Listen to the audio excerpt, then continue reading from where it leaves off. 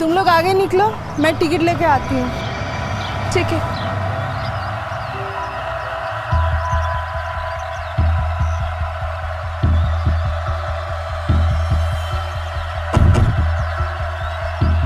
जल्दी दो, जल्दी दो।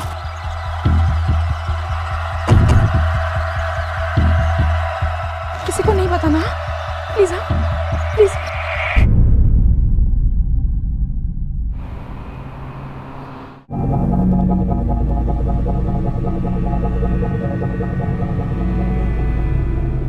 এই যে মহারানীরা, क्या जेठी माँ? कर ली ना अपनी जिद पूरी? दे दी ना उच्च माध्यमिक की परीक्षा? अब से मेरे और काकी माँ से घर काम के काज सीखो दोनों। बाबू जल्दी दो, जल्दी दो।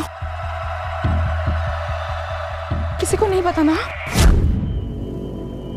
ये टाइम तो अभी डांस क्लास की है ना? जो कि आज नहीं है। तुम्हारी टीचर बीमार है, उसका फोन आया था। जाओ आप जल्दी से कपड़े बदल कर आओ, जाओ जाओ। अरे आ गई तुम दोनों, आज मैं बहुत खुश हूँ। हमारे घर की तुम पहली लड़कियां हो जिन्होंने उच्च माध्यमिक की परीक्षा दी है। बोलो क्या चाहिए तुम्हें?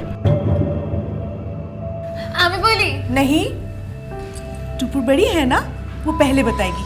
बोल टुपुर। कुछ नहीं चाहिए काकी माँ, मुझे कुछ नहीं चाहिए। अरे ऐसे क्या? बोल टुपुर। मैं बोलूँ ना माँ? ओहो, तू ही बता, बोल क्या चाहिए तुझे? हम दोनों के लिए एक एक मोबाइल। मोबाइल? दिमाग खराब हो गया तुम दोनों का? मोबाइल चाहिए तुम्हें? जाओ अपने कमरे में जाओ।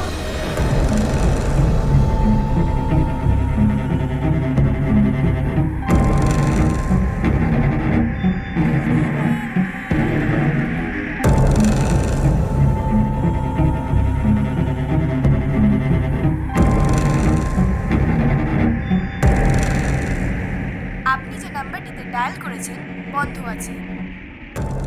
আপনি যে নাম্বারটিতে ডায়াল করেছেন বন্ধ আছে।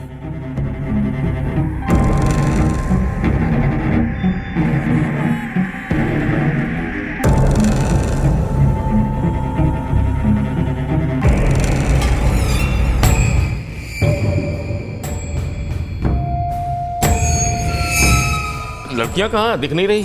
पता नहीं, स्कूल से आने के बाद तो मैंने देखा था, शायद कमरे में होंगी। बोधी, बोधी, वो अपने कमरे में भी नहीं है, ऊपर छत पे भी नहीं है। तो फिर गई कहाँ? वो तो मालूम नहीं। शारदा को बुलाओ। ठीक है, बुला रही।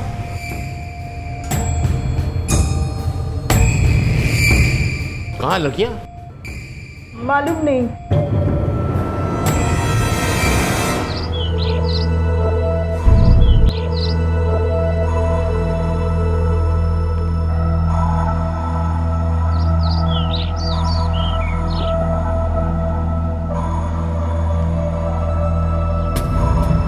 चारू?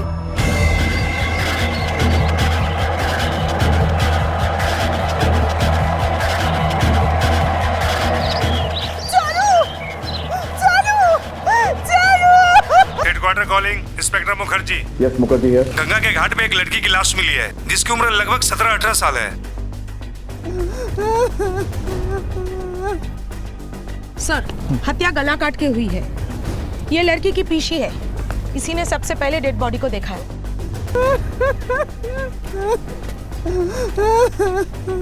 लड़की कौन है? सर, लड़की का नाम चारू है, पिता का नाम रणजय रॉय, वो मृत्युंजय रॉय के छोटे भाई। मृत्युंजय राय? ये मृत्युंजय राय वही है ना जो बंगला अस्मिता संघ नाम से एक लोकल संगठन चलाता है और खुद को एरिया का मॉडल पुलिस कमिश्नर समझता है? चारू, चारू, चारू, चारू, चारू।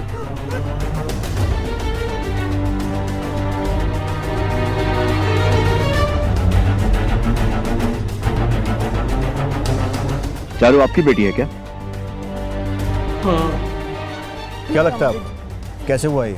पता नहीं, कल शाम से या कल रात से पता नहीं था इसका। मतलब आपके घर की लड़की गायब थी और आपको पता ही नहीं कि कब से गायब थी? नहीं, मेरे बेटे की तबीयत अचानक से खराब हो गई थी कल शाम को। उसी को संभालने में लगी थी पूरी शाम। रात होते होते ख्याल आया कि चारू घर में नहीं थी। एक काम करो, फॉरेंसिक टीम बुलवाओ और पंचनामा करके बॉडी को पोस्टमार्टम के लिए भेजो। Okay sir. Okay sir. हमें आपके घर वालों से पूछताछ करनी होगी और घर वालों के अलावा उन सभी लोगों से जिनका चारू से कुछ वास्ता था।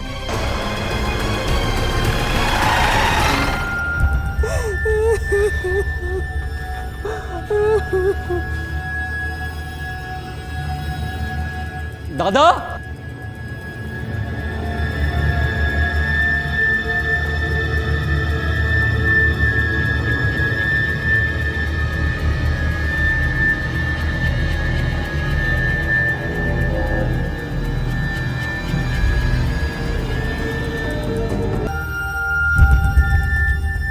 आपने बताया था कि चारू शाम से या रात से गायब थी, फिर आपने उसे ढूंढा होगा, पर ढूंढने पर जब वो नहीं मिली तो पुलिस में रिपोर्ट लिखाने की जरूरत नहीं समझी आपने? हमारे घर की बेटी थी, वो भी जवान। अगर पुलिस में जाते तो लोग तरह तरह की बातें बताते। यही सोचकर मैंने कोई दुश्मन जिसमें शक? किसी में इतनी हिम्मत नहीं कि हमारे परिवार पर हाथ डाल सके। वैसे भी हमने अपनी बेटियों को अपनी आंखों से कभी दूर नहीं होने दिया। उसकी माँ या पीसी, उनकी हर वक्त नजर रहती थी बेटियों पर। बेटियों पर? मेरी भी एक बेटी है, चारू से 6 महीने बड़ी। टुपुर नाम है उसका। कहाँ है वो? यहाँ तो कहीं दिखाई नहीं दे रही।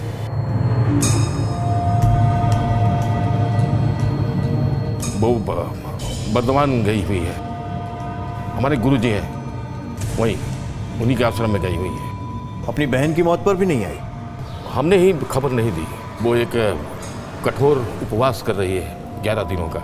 अब जो हो चुका सो उसके आने से तो कुछ बदलेगा नहीं, इसलिए मैंने उनके उपवास को खंडित करना उचित नहीं समझा। सर, पोस्टमार्टम रिपोर्ट में कुछ खास नहीं है।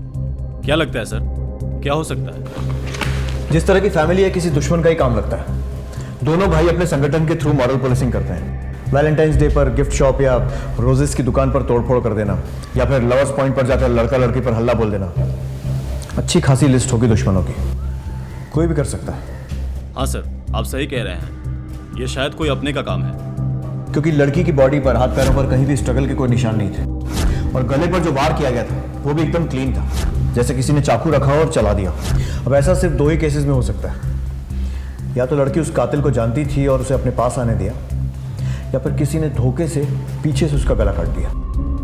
जिस 17 वर्षीय लड़की चारू की हत्या की तफ्तीश चल रही थी, उसे लेकर पुलिस को शक था कि उसकी हत्या एक ऑनर किलिंग का मामला हो सकता है। परिवार से पूछताछ करने पर बातों बातों में उसकी बहन टूपुर का नाम निकल कर आया, जो कि चारू से कुछ ही महीने बड़ी थी और उसके बहुत करीब थी।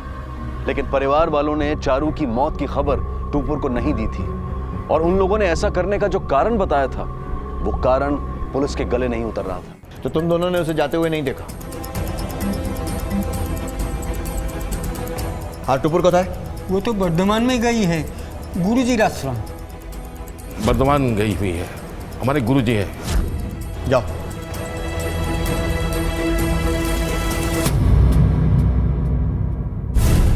चारू की माँ से मुलाकात हो सकती है? I think you guys have to be a little patient. उसकी बेटी की मौत हुई है और बेटा क्रिटिकल कंडीशन में है। अभी वो आपकी कुछ हेल्प नहीं कर पाएंगे। क्या हुआ उसे? मतलब बेटे को बुखार हुआ है और तभी से बेहोश है। अभी तक होश नहीं आया पूरी तरह। चारू का रूम देख सकते हैं? आइए जी। वाह, चेक करो अच्छी तरह।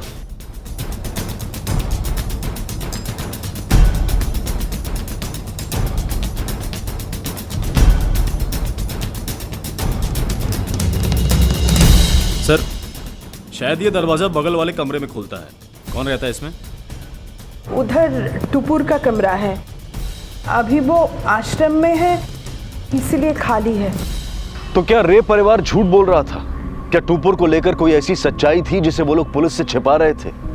क्या टूपुर का चारू की हत्या से कोई संबंध था? और सबसे बड़ा सवाल था कि क्या टूपुर अपने गुरुजी के उसी आश्रम में थी जहां उसका परिवार उसके होने का दावा कर रहा था, या फिर वो कहीं और थी? छोड़ दो मुझे, जाने दो यहाँ से, मुझे जाने दो। गलत दिशा में जा रहे हैं आप लोग। इस घर से कुछ नहीं मिलेगा। खूनी घर से बाहर है, घर में नहीं। चारू के गायब होने की बात समाज के डर से छुपाई थी या फिर कोई और वजह थी? क्या कह रहे हैं आप? और क्या वजह हो सकती है? वो तो आप ही बता सकते हैं। एक क्लू देता हूँ आपको, शायद उसका किसी से प्रेम हुआ और फिर कोई और था जो। जी बिल्कुल नहीं। हमारी घर की बेटियां वो सब नहीं करती, और न ही किसी की हिम्मत हो सकती है कि हमारी घर की बेटियों पर कोई नजरें उठाए।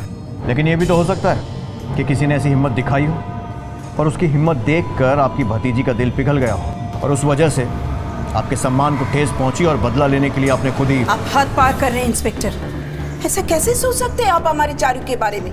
कैसे इतना बड़ा इल्जाम लगा सकते हैं आप इन पर? कानून की जांच किसी हद और दायरे में रहकर नहीं की जाती मिसेस रॉय। हमारे सवाल आपको तकलीफ पहुंचा रहे होंगे, लेकिन उनका मकसद सिर्फ आपकी भतीजी के कातिल को ढूंढना है, जो कोई भी हो सकता है। सब इंस्पेक्टर मित्रा स्पीकिंग। सर, जहां सुबह उस लड़की की लाश मिली थी, उससे कुछ ही दूरी पर उसी के हम उम्र एक लड़के की लाश मिली है। Over and out. सर, इनका कहना है किसी ने आधा घंटा पहले इस लाश को देखा था, लेकिन कोई पहचानता नहीं है। लगता है किसी और एरिया का होगा। लेकिन खास बात यह है कि इसकी हत्या भी चाकू से गला काट कर की गई है। एक काम करो, फॉरेंसिक टीम को बुलाओ और बॉडी को पोस्टमार्टम के लिए भेजो। सर, उस लड़के की पोस्टमार्टम रिपोर्ट में कुछ खास नहीं है सिवाय टाइम ऑफ डेथ के। लेकिन फॉरेंसिक एक्सपर्ट का कहना है कि दोनों केसेस में, यानी कि चारू और लड़के की, मर्डर वेपन सेम थे। मर्डर वेपन को लेकर हुए इस खुलासे ने पुलिस को यह सोचने पर मजबूर कर दिया था कि ये दोनों हत्याएं ऑनर किलिंग यानी कि पारिवारिक सम्मान के लिए की गई हत्याएं हो सकती थी। मुमकिन था कि जिस लड़के की लाश मिली थी उसके और चारू के बीच प्रेम संबंध रहा हो, और जिसका पता चलने पर चारू के परिवार वालों ने ही चारू और उस लड़के को मार दिया हो। तुमने मृत्युंजय और रंजा के नेबर से बात की, कुछ पता सर? कई नेबर्स ने कुछ ना मालूम होने की बात की है सर, लेकिन एक लेडी है जो चारू के पिछले वाली गली में रहती है। उसने उस रात कुछ देखा था। मेरी भी एक बेटी है, कल उसके साथ भी ऐसा ही कुछ हो सकता है, यही सोचकर आपको बता रही हूँ। लेकिन उन दोनों भाइयों को पता चला तो वो मुझे छोड़ेंगे नहीं, मार डालेंगे। घबराइए मत, भरोसा रखिए। किचू हाबे ना अपना, बताइए क्या देखा? उस रात सोने से पहले मैं दरवाजा बंद है कि नहीं देखने आई थी। तब देखा कि बुआ पिछले दरवाजे से आई और उसने किसी के हाथ में कुछ नोट थमाए। धन्यवाद सर। सुजाता की ऑनर किलिंग थ्योरी के बाद अब यही लग रहा है कि वो कोई और नहीं, चारू ही होगी। पीसी उन दोनों लड़कियों के साथ सबसे ज्यादा वक्त रहती थी और चारू ने उसे बताया होगा शायद अपने अफेयर के बारे में। और पीसी को मालूम था कि उनके भाई उन दोनों को कभी एक नहीं होने देंगे, इसलिए शायद उसको पैसा देकर घर से भगा दिया। लेकिन किसी तरह घर वालों को मालूम पड़ गया इन दोनों के बारे में और शायद उन दोनों को इसलिए मार दिया। इस पीसी से बात करनी पड़ेगी, लेकिन कहीं अकेले में।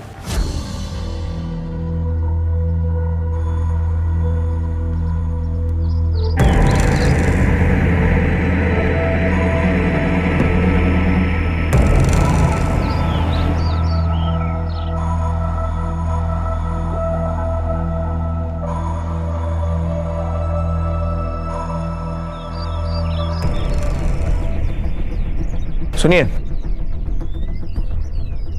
आप लोग? जी हाँ, हमें पता चला है कि कुछ है जो आप सबसे छिपा रही हैं, तो हमने सोचा कि आपके इस राज के भागीदार हम भी बन जाएं। क्या बोल रहे हैं आप? मेरे पास क्या है छिपाने के लिए? जिस रात चारू को मारा गया था, घर के पीछे आप किसी से मिली थी। कौन था वो? चारू या फिर वो लड़का जिसे मारा गया? अगर अकेले में यहाँ पर जवाब ना देना चाहें तो आप घर पर भी दे सकती है आपके भाइयों के सामने। नहीं, उन्हें मत बताइएगा।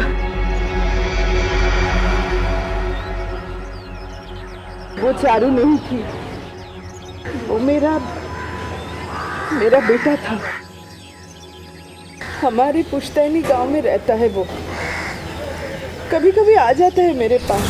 उसे कुछ पैसों की जरूरत थी, लेने आया था। लेकिन इस तरह रात के अंधेरे में सबसे छिपकर? बहन हूँ मैं उनकी, लेकिन वो सिर्फ कहने के लिए। असलियत में घर की नौकरानी से ज्यादा कुछ भी नहीं है। आपको किसी पर शक है? मतलब चारू के साथ किसी को देखा है कभी?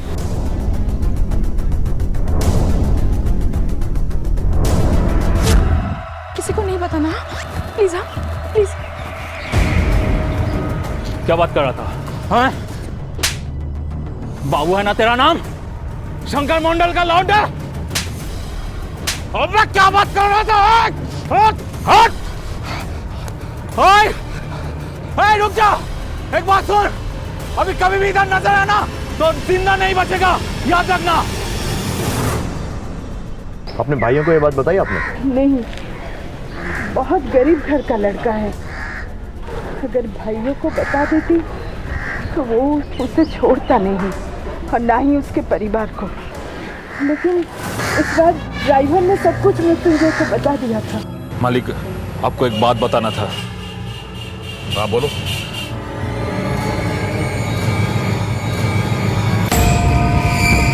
बात तूने पहले क्यों नहीं कही?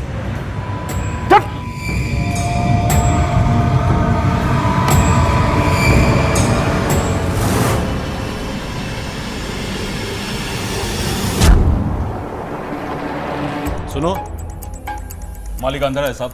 तुमसे बात करनी है मुझे। कहिए। जिस रात चारू गायब हुई थी और तूने अपने मालिक मृत्युंजय को बाबू मंडल के बारे में बताया था, उसके बाद कहाँ गए थे तुम लोग? कहाँ गए थे तुम लोग? कुछ पूछा मैंने। बाबू के घर में। क्यों मार? अरे मत छोड़ दो मेरा बेटा। मारे मेरा बेटा। चारू कहाँ है? मुझे नहीं पता। बोल कहाँ है? सच में नहीं पता। चारू कहाँ है बता दे, वरना जान से मार दूंगा।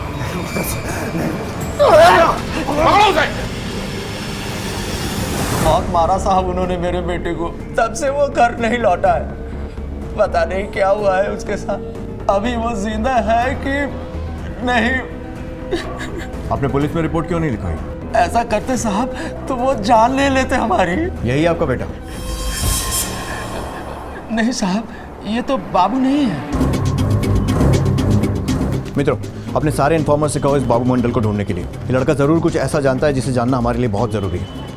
ओके। ये घाट वाली घटना कब की थी? जी परसों की। मतलब परसों तक टुपुर यहाँ थी? तो फिर मृत्युंजय और बाकी घर वालों ने झूठ क्यों बोला कि पिछले एक हफ्ते से वो वर्धमान में है, गुरुजी के आश्रम में? नहीं, वो गुरुजी के आश्रम में नहीं है। तो फिर कहाँ है? चारू जिस रात को गायब हुई उसी रात से टुपुर भी गायब है। चारू, चारू,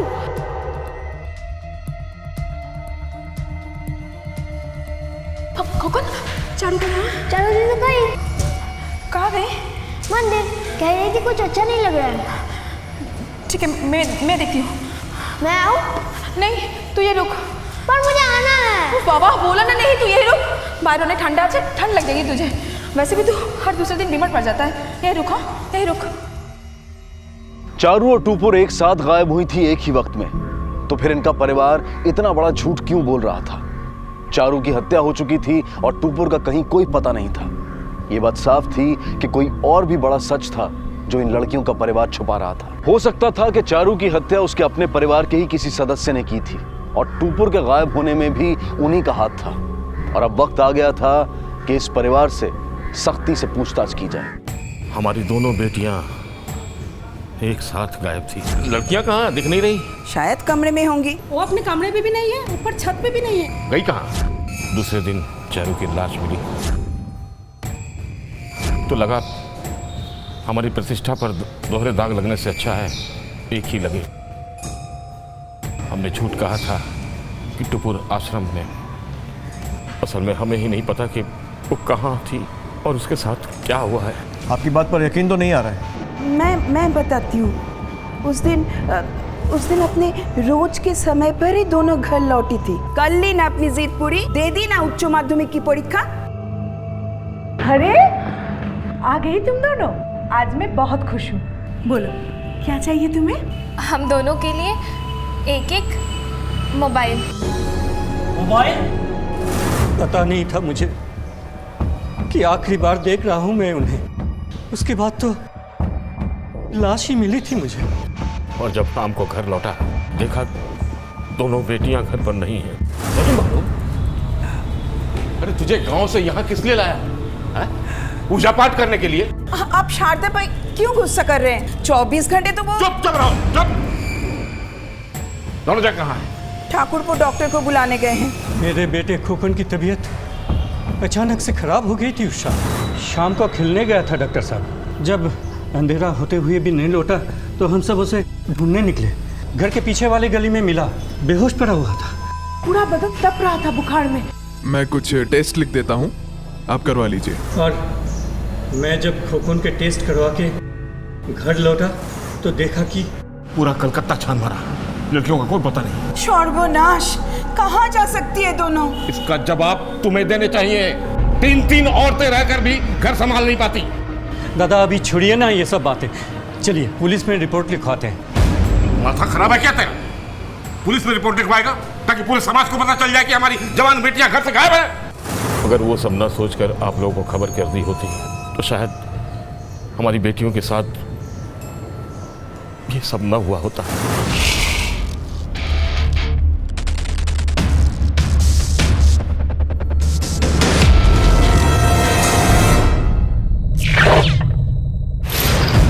दीदी क्यों कटा गया मेरा दीदी का? क्यों कटा गया मेरा दीदी का? क्यों कटा गया मेरा दीदी का? मेरे बेटे खोखन बहुत गहरा सदमा लगा है उसको अपनी दीदी की मौत का। होश में तो आ गया है लेकिन बार बार एक ही बात दोहरा रहे हैं, क्यों काटा है मेरे चारू दीदी का गला? जब चारू की मौत की खबर लगी तब खोखन बेहोश था, उसने चारू की डेड बॉडी भी नहीं देखी है। फिर वो ऐसा क्यों कह रहा है? Maybe you're right. मैं खुद था उसके पास पूरा टाइम, वो बेहोश था और सडनली उसकी तबीयत के बिगड़ने का कोई रीजन नजर नहीं आया मुझे, जबकि सारी रिपोर्ट्स नॉर्मल थी उसकी। पॉसिबिलिटीज है कि उसने कुछ ऐसा देखा होगा जो उसे देखना नहीं चाहिए था और सदमे से उसकी यह हालत हुई होगी। बात कर सकते हैं उससे सीधे इस हालत में? बेहतर है मैं एक चाइल्ड साइकियाट्रिस्ट बुला लेता हूँ। वो देखो, वो जो अंकल है ना मूछ वाले, अगर तुम्हें कोई डराएगा ना, ये अंकल लोग मिलके उनको बहुत मारेंगे और सजा भी दिलवाएंगे, समझे?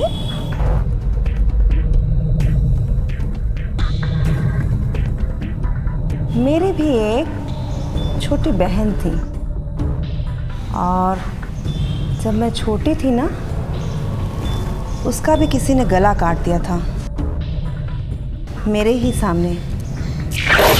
लेकिन मैं घबराई नहीं, मैं सीधा जाके पुलिस के पास गई और उसको सजा दिलवाई।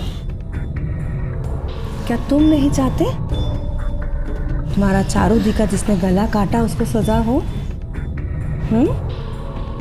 हम सब मिलके ना उसको सजा दिलवाएंगे। लेकिन उसके पहले तुम्हें हमें बताना होगा उस दिन तुमने क्या देखा था, किसने काटा था चारू दी का गला? बताओ बताओ बेटा। उस दिन टुपुर जी ने चारू दी का गला काट दिया, चाकू से उन्हें मार डाला।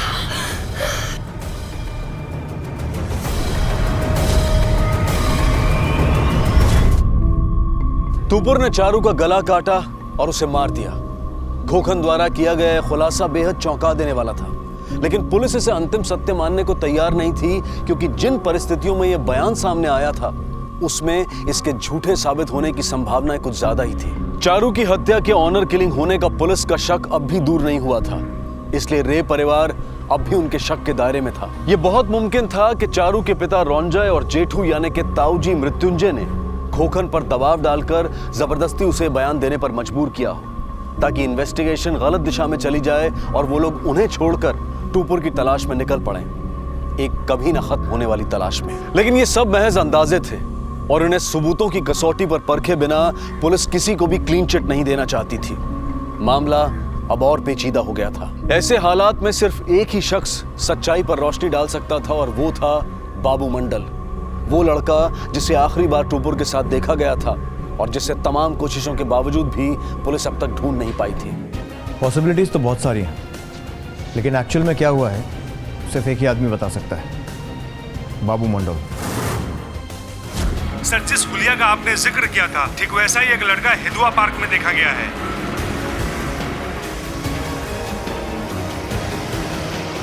बाबू लौसी का दुकान में है।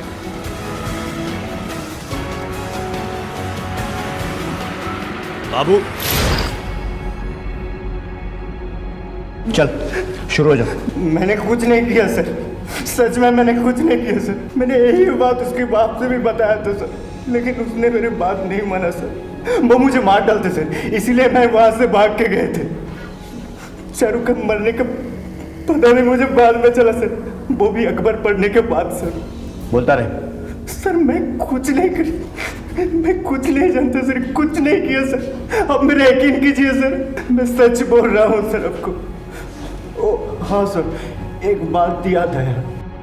वो टुपुर के कहने से मैंने एक प्रेगनेंसी किट ला के दी थी सर, बस। Pregnancy kit? हाँ सर, वो घाट पर, उस दिन घाट पर जब उसके ड्राइवर ने मेरे को मारा था सर।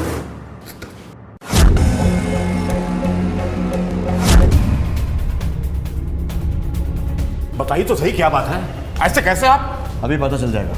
अच्छी तरह कमरे की तलाशी लो। Okay sir. जी सर।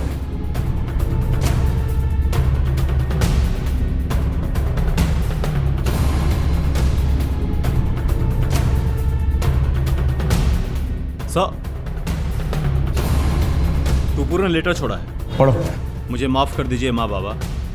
बहुत बड़ी गलती हो गई है मुझसे, जिसे आपके सामने सिखाने की हिम्मत नहीं है मुझ में, इसीलिए मैं चाह रही हूँ आपसे बहुत दूर। आपको पता है इसके बारे में कुछ? हमें नहीं पता कि किस गलती की बात कही है टुपुर ने। सर ये देखिए,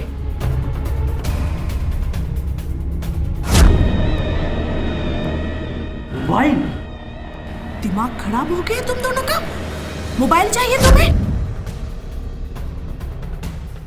सर डायल और रिसीव में वही सेम नंबर है, लग तो रहा है कोई लोकल नंबर है। डायल करो। जी सर। सर नंबर यूज भी नहीं है। और ट्राई करो और पता करो किसका नंबर है। ठीक से चेक करो, कुछ और भी मिलेगा। Okay sir.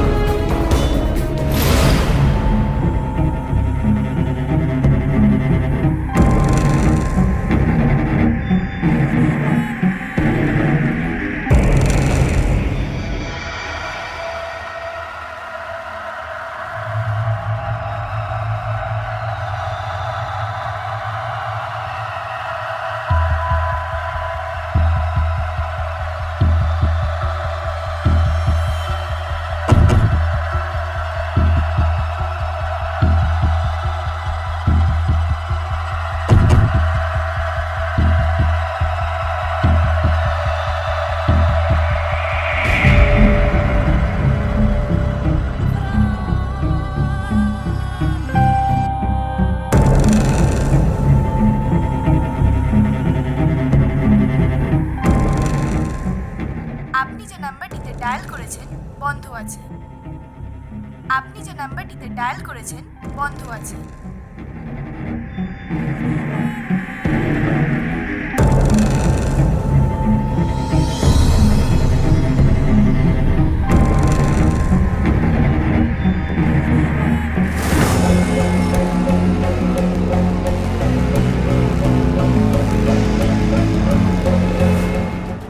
क्या ये प्रेगनेंसी किट?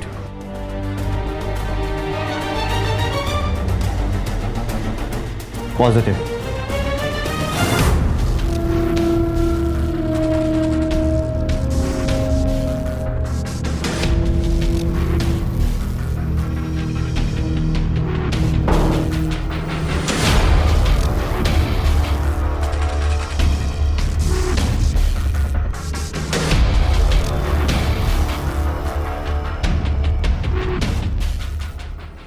मेरे भाई को मारा है तूने,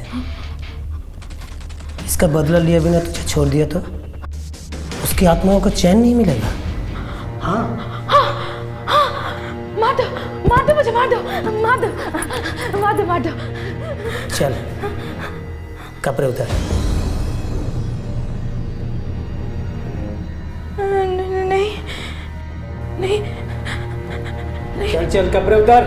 मुझे माफ कर दीजिए आप, जाने दीजिए मुझे, ऐसे ऐसे मत कीजिए मेरे साथ। नहीं नहीं नहीं, नहीं। मरोगे, तुम भी मरोगे। सबको अपने किए की सजा भुगतनी पड़ती है। मैं भुगत रही हूँ, अब तुम भी भुगतोगे। हाँ क्या बकवास कर रही है? तुम्हें मालूम है? नहीं मालूम ना? मुझे एड्स है।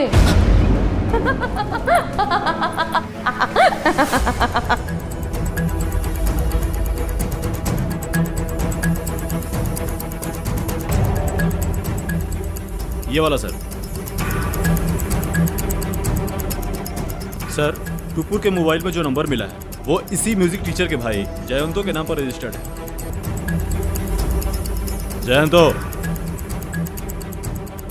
जी हाँ, मैं ही हूँ। पर बात क्या है सर? टुपुर का मुझे नहीं पता सर, वो तो मेरी दीदी से डांस सीखती है। अच्छा, टुपुर से फोन पे बातें क्यों करता था? बोल, सीधे सीधे बोल, क्या किया उसके साथ? सर टुपुर और चारू आई थी यहाँ पे मरने वाली रात से पहले, लेकिन सर वो दोनों चली गई थी और उसके बाद मुझे नहीं पता सर उन दोनों के साथ क्या हुआ। टुपुर और चारू दोनों क्या आई थी यहाँ? उन दोनों से रिलेशन था मेरा, मगर मैं उन दोनों से एक को लेकर भी सीरियस नहीं था, बस टाइम पास। मैंने बहुत कोशिश की उनसे पीछा छुड़ाने की, लेकिन सर वो दोनों मुझसे चिपक गई थी, मान ही नहीं रही थी रिश्ता तोड़ने के लिए सर। और इसलिए दोनों को मार दिया? नहीं सर, मैंने नहीं मारा सर। मैंने एक प्लान बनाया, वायरल हो ही रहा था मुझे। मैंने दीदी से कहा मुझे गाँव छोड़ दे, लेकिन सर मेरी तबीयत खराब है ये सुन के वो दोनों यहाँ चली आई थी और मेरी सारी सच्चाई खुल गई थी सर। क्यों जयंतो?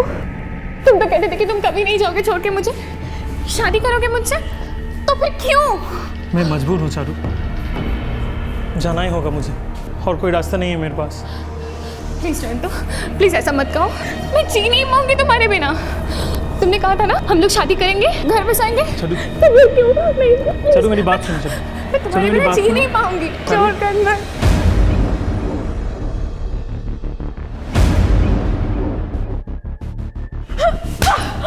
तुम हम दोनों के साथ प्यार का नाटक कर रहे हो? हाँ? नहीं मरे गिरे हुए इंसान हो तुम, जानते हो? ছি ছি কিসব বলছিস তুই এগুলো? আমি সত্যি বলছি, I'm pregnant और वो एक कुत्ते की वजह से, ये कुत्ते की वजह से। छोड़ूंगी नहीं मैं तुझे, नहीं छोड़ूंगी मैं तुझे। तुम्हारे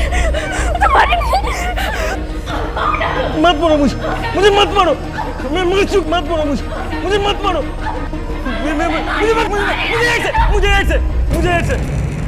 मुझे एड्स है।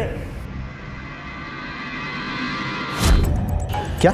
और कोई तरीका नहीं सूझा सर मुझे उनसे पीछा छुड़ाने का, और उन्हें यह भी पता चल चुका था कि मैं उन दोनों के साथ, तो मैंने बोल दिया कि मुझे एड्स है। और ये सुनने के बाद वो दोनों यहाँ से चली गई थी सर, और उसके बाद मुझे सच में नहीं पता उन दोनों के साथ क्या हुआ था सर। तो मासूम लड़कियों की जिंदगी खराब करने के बाद खुद की नई जिंदगी शुरू करने का सोच रहा था ना? अब मैं देखता हूँ कि तेरी जिंदगी जेल में बीते। जयंतो ने अपना अपराध स्वीकार कर लिया था, लेकिन उसके बयान ने इस केस के राज पर से पर्दा उठाने की बजाय इसे और पेचीदा बना दिया था। जिस लड़के की लाश पुलिस को मिली थी वो कौन था, और उसका इस केस और टुपुर या चारू से क्या संबंध था? क्या उसके कत्ल में भी उसी मर्डर वेपन का इस्तेमाल किया गया था जिससे चारू का गला काटा गया था? और टुपुर कहाँ है, किस हाल में है? वो जिंदा भी है या उसका भी कत्ल कर दिया गया है? और सबसे बड़ा सवाल, चारू की हत्या क्यों हुई, क्यों काटा गया उसका गला?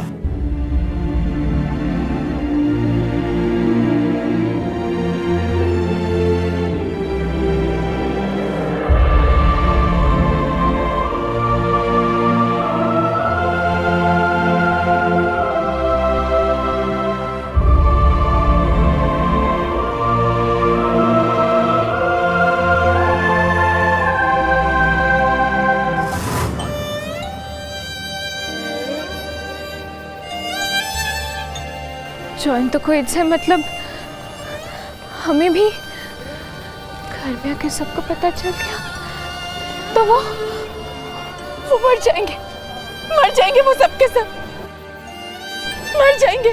तो हम क्या करें अभी? वही जो मैं करना चाहिए, मर जाना चाहिए। हाँ चारू, हाँ मर जाना चाहिए हमें, और कोई रास्ता बचा नहीं है हमारे पास।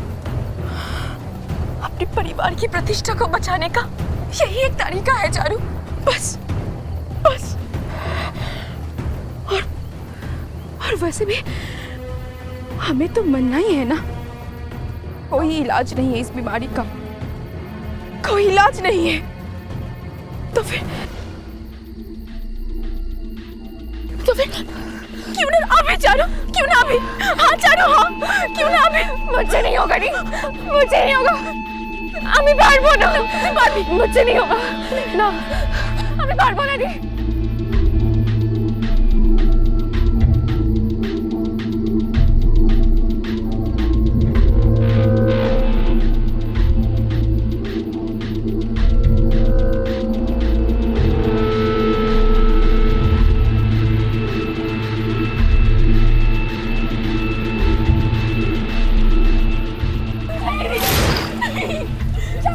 मुझे नहीं होगा चारू, चारू मेरी बात सुन, चारू नहीं होगा, चारू मेरी बात सुन, चारू मेरी बात सुन, चारू हमें ये करना ही है चारू, हमारे परिवार के लिए चारू, उनकी इज्जत के लिए चारू।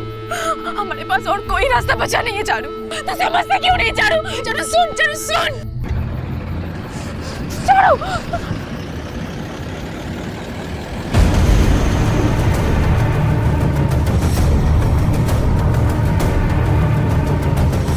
मैं समझती हूँ दीदी, मैं समझती हूँ, लेकिन ये काम मुझसे नहीं होगा।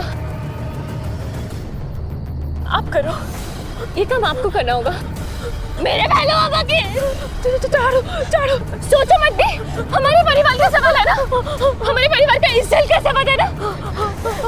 मेरे पहले होगा कि मार डालो मुझे, मार डालो।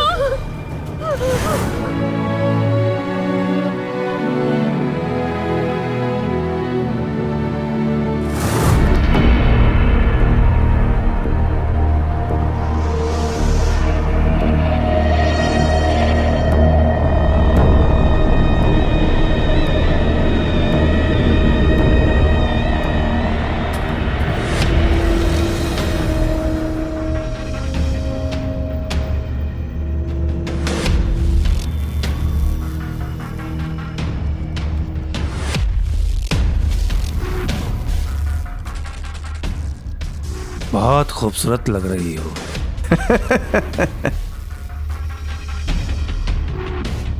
चल कपड़ा उतार। क्या कर रहे हैं आप? हाँ? मुझे एड्स हुआ है, मुझे एड्स हुआ है। मालूम है मुझे एड्स हुआ है। सर, दानापुर थाने से इंफॉर्मेशन आई है कि वहाँ सड़कों पे एक पागल लड़की बोलती घूमती रहती है कि उसे एड्स है। शायद वो लड़की टूपुर हो सकती है। मृत्युंजय और रंजन को खबर करके वहां पहुंचने पड़ा। चलो। Okay sir.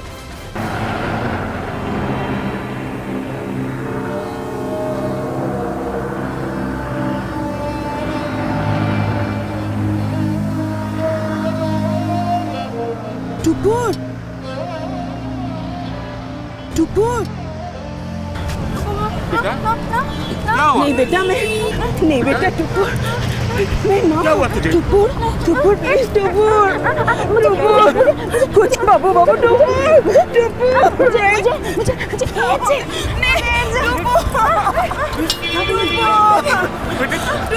कहाँ जा रही है तू? नहीं बेटा, नहीं। क्या कह रही तू? टूपुर, कुछ नहीं हुआ बेटा, टूपुर सोना। आखिरकार पुलिस की मेहनत और उनकी लगातार कोशिशों की वजह से चारू की हत्या की इस गुत्थी को सुलझा लिया गया और टूपुर को भी ढूंढ लिया गया। टूपुर अपना मानसिक संतुलन खो चुकी थी, इसलिए उसे चारू की हत्या के लिए दंडित नहीं किया जा सकता था। अदालत के निर्देश पर उसे मानसिक चिकित्सालय भेज दिया गया ताकि उसे सही इलाज मिल सके। जिन लोगों ने उसका अपहरण किया था और उसे कैद में रखकर उसके साथ बलात्कार किया था, उन्हें भी पुलिस ने ढूंढ लिया है और उन पर इस वक्त मुकदमा चल रहा है। चूंकि टूपुर गर्भवती थी, इसलिए उसके परिवार ने अदालत से उसके लिए दया की गुहार लगाई, जिसे स्वीकार करते हुए अदालत ने बच्चे के जन्म से 3 महीने पहले टूपुर को अपने परिवार के साथ रहने की इजाजत दे दी, ताकि ऐसे नाजुक वक्त में उसकी सही देखभाल हो सके। थोड़ा सा खा ले बेटी। नहीं, थोड़ा सा बेटा, थोड़ा सा। अच्छा, अपने लिए नहीं तो अपने बच्चे के लिए थोड़ा सा खा ले। नहीं खाना। थोड़ा सा खा ले बेटी, प्लीज, थोड़ा सा खा ले। अच्छा बोल, लड़का होगा या लड़की? लड़की। लड़की हुई तो क्या नाम रखेगी? चारू।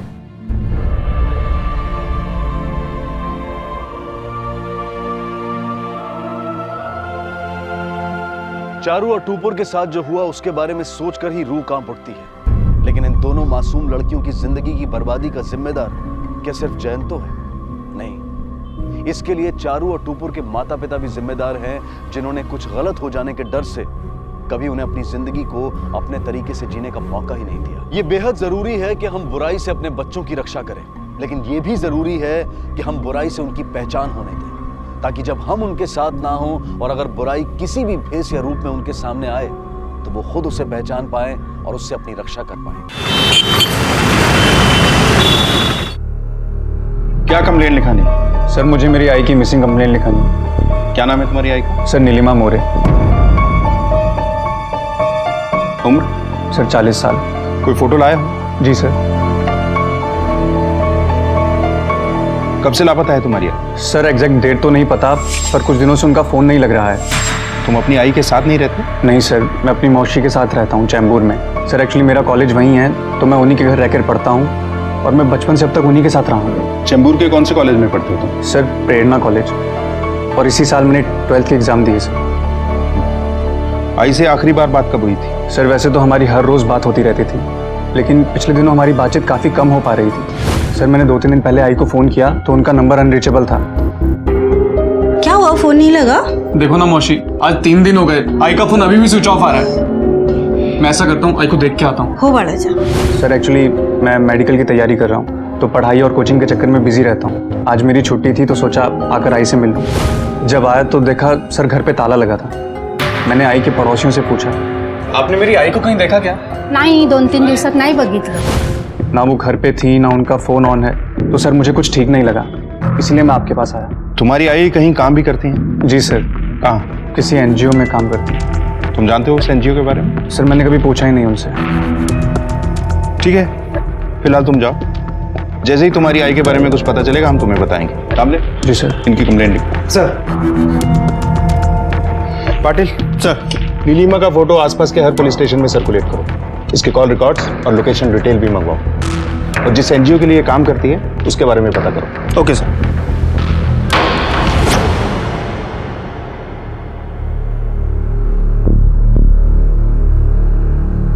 आई, मैंने जय की मम्मी से एडवांस के बारे में बात कर लिया है और शायद कल तक मिल भी जाएगा।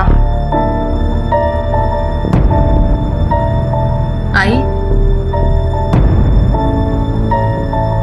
काय झालं? तू ठीक तो है ना? तेरे बाबा का फोन आया था। उन्होंने क्यों फोन किया? अब क्या चाहिए उनको? और 6 सालों बाद उन्हें अपनी बीवी और बच्चे की याद कैसे आ गई? उन्होंने हमारे साथ जो कुछ भी किया उसके लिए वो बहुत शर्मिंदा है। शर्मिंदा है या उस औरत ने लात मारकर निकाल दिया उन्हें? किस पर भरोसा कर रही है? उस आदमी पर जिसने बार बार हमारे भरोसे का कत्ल किया है। बाड़ा, कभी कभी इंसान को अपनी गलतियों का एहसास होता है, और ऐसे में अगर वो इंसान अपनी गलतियों का प्रायश्चित करना चाहे तो उसे एक मौका देना चाहिए ना। कोई मौका देने की जरूरत नहीं। वो इस घर में नहीं आएंगे मतलब नहीं आएंगे, और ये फैसला मैंने आज नहीं किया है, उसी दिन कर लिया था जिस दिन वो हमें छोड़ के चले गए थे। वो दिन तो याद है ना तुझे? अरे रुकिए ना। क्या? 16 साल हो गए हमारी शादी को, 14 साल की बच्ची है हमारी। आज तक आपसे कुछ नहीं बोली। मैं ये सोचती थी कि आप चाहे रात किसी के भी साथ बिताइए, लेकिन सुबह होते तो घर आते। लेकिन आज आप उस बाजार औरत के साथ रहने जा रहे हैं, अपनी बीवी और बच्ची को छोड़ के। मेरी जो मर्जी होगी करूंगा, मेरे रास्ते में मत आ।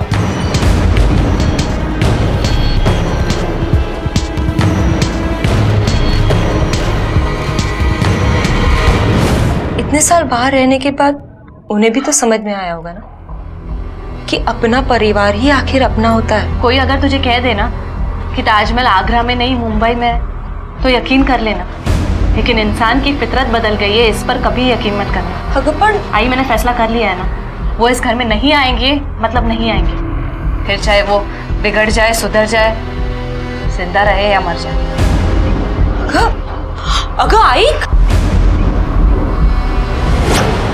नमस्कार, आदाब।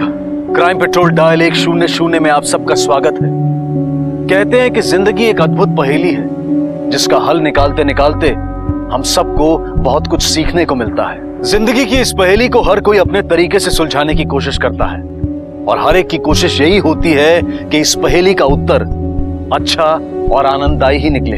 लेकिन जिंदगी की इस पहेली का हल अगर किसी बात पर निर्भर करता है तो वो है इसी जिंदगी में किए गए हमारे कर्म और इसे संवारने की हमारी मेहनत। कभी कभी इसी पहेली में कुछ लोग जिंदगी में इतने भटक जाते हैं कि उनके हाथ कुछ नहीं लगता, ना तो चैन से जी पाते हैं और ना ही दूसरों के जीवन में खुशियों का योगदान दे पाते हैं, और अपने साथ साथ दूसरों की बर्बादी का सबब भी बन जाते हैं। मुंबई के बोरीवली इलाके में पुलिस के सामने एक ऐसा पेचीदा केस आया जो सामने से देखने में एकदम सीधा साधा लग रहा था, लेकिन तहकीकात के दौरान एक उलझी हुई पहेली बन गया। सर ये रही नीलिमा की लास्ट लोकेशन और कॉल रिकॉर्ड की डिटेल्स। सो उनका फ़ोन लास्ट टाइम गुराई खाड़ी के पास 16 अक्टूबर दोपहर तक एक्टिव था, उसके बाद से फ़ोन स्विच ऑफ जा रहा है। ठीक है, इस लास्ट लोकेशन पे एक टीम सर्च के लिए भेजो। सर इस कॉल रिकॉर्ड से एक बड़ी सरप्राइजिंग बात सामने आई है। नीलिमा अपने बेटे के साथ साथ 3 और लोगों से बात किया करती थी, जिसमें से एक नंबर अभी डेड जा रहा है। सर इस नंबर की डिटेल जानने की कोशिश की तो पता चला कि किसी रवि वाघमारे नाम के फेक आईडी पे लिया गया। और बाकी के 2 नंबर जो यूज कर रहे हैं वो लोग कौन है? सर एक आदमी है मुश्ताक और एक लड़की है मनीषा। इन दोनों को बुला लिया है पुलिस स्टेशन पूछताछ के लिए। गुड। आई ने बेशरम किस्म के इंसान निकले आप तो। इतना सब कुछ हो जाने के बाद आपकी हिम्मत कैसे हुई इस घर में वापस आने की? बेटा ये अपना ही घर तो है, ये सुजाता मेरी बीवी। ये घर जिसका था, ये बीवी जिसकी थी और मैं जिसकी बेटी थी, वो इंसान 6 साल पहले ही मर चुका है। तो आप कौन है मुझे पता नहीं, निकल जाइए।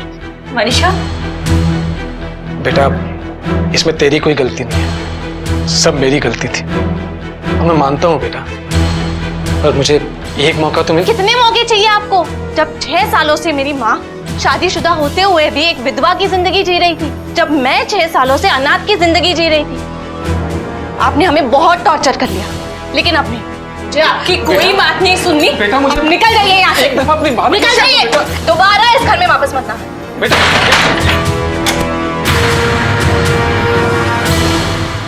साहब इसको तो मैं अच्छी तरह से जानता हूँ साहब, ये तो नीलिमा है, ये वो बोरीली चाल है ना, वहाँ पे रहती है। ये तो हम भी जानते हैं कि तू इसे जानता है, दिन में 36 बार कॉल करती थी तुझे।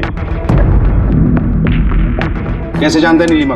अरे साहब अपन इसको कस्टमर दिलाता है साहब। कस्टमर?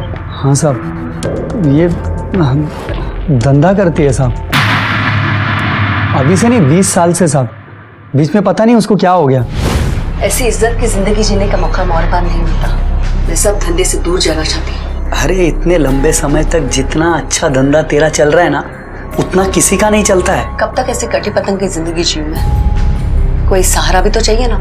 हाँ एक बार धोखा हुआ था, क्योंकि उस आदमी ने मेरे बेटे मुकेश को अपना नाम देने से इनकार किया, लेकिन इस बार नहीं। इस बार एक बढ़िया मौका मिला है मुझे सब कुछ सुधारने का, एक सुकून की जिंदगी जीने का, एक नई जिंदगी। अरे लेकिन नीलिमा मैं कस्टमर लोगों को क्या जवाब दूंगा? हाँ एक बार सोच ले। सोच लिया तो निकल यहाँ से मुश्ताक। साहब उसके बाद उसने मेरा फ़ोन उठाना ही बंद कर दिया साहब, और फिर मैंने भी कस्टमर लोगों को मना कर दिया। पता नहीं किस रात के प्यार ने पूरे धंधे की एक रात में वाट लगा दी साहब। फिर उसके प्यार ने हवा दे दिया साहब। उसके बाद उसने मुझे सामने से फ़ोन किया, मुश्ताक कस्टमर दिला देना। खा गई ना धोखा, तभी बोला तो सुनी नहीं। अब मैं कहाँ से लाऊं कस्टमर? तक लेकिन मुझे पैसों की बहुत जरूरत है, कुछ कर देना मुश्ताक। अगर होगा तो बताता हूँ मैं, ठीक है? आखिरी कस्टमर कौन था? मुझे नहीं मालूम साहब, और इस उम्र में उसको कौन कस्टमर लाके देगा साहब? अच्छा, उसने कभी ये बताया कि उसे पैसों की जरूरत क्यों थी? नहीं साहब, अपन सब इस पचड़े में नहीं पड़ता ना साहब। किसी रवि वाघमारे को जानता है? नहीं साहब, ऐसा नाम तो मैंने कभी सुना ही नहीं। सच बोल रहा है? सही में साहब। चल निकल।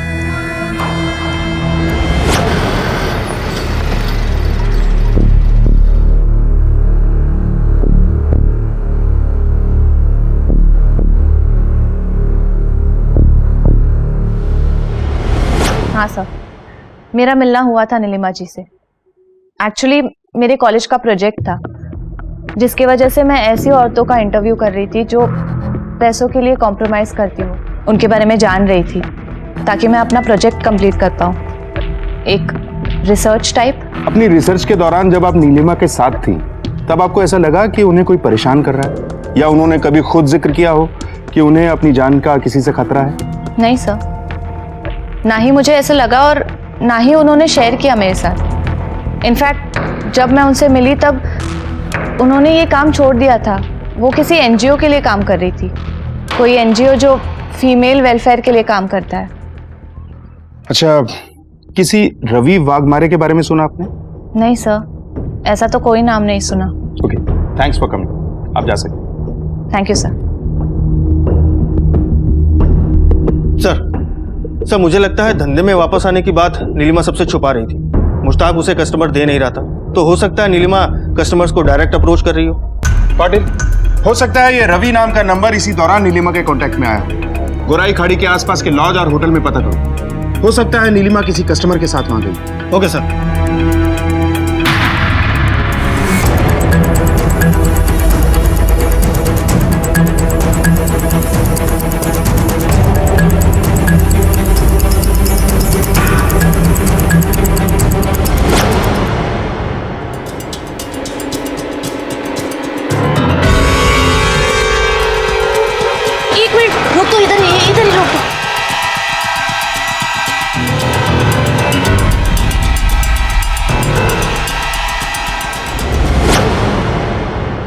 हाय गो, कितना काम करती है तू?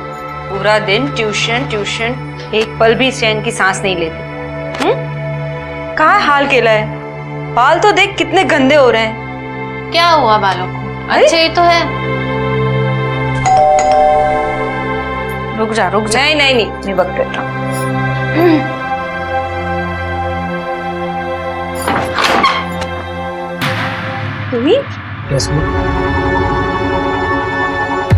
अरे प्रॉब्लम क्या है आपकी? क्यों बार बार यहाँ चले आ जाते हो? चाहिए क्या आपको? मुझे मेरा परिवार वापस चाहिए बेटा। कौन सा परिवार? हमारी तरह और भी परिवार होंगे ही आपके, वहाँ क्यों नहीं चले जाते? या किसी ने घास नहीं डाली अभी तक? मनीषा, ये ना कल सुधरे थे, ना आज सुधरे हैं और ना कल सुधरेंगे। हम तुला दाखवतो। ये आजी का फोटो है। तुझे दिखाना नहीं चाहती थी, तेरी आंखों पे जो पट्टी लगी है ना, उसको निकालने के लिए तेरा ये देखना जरूरी है।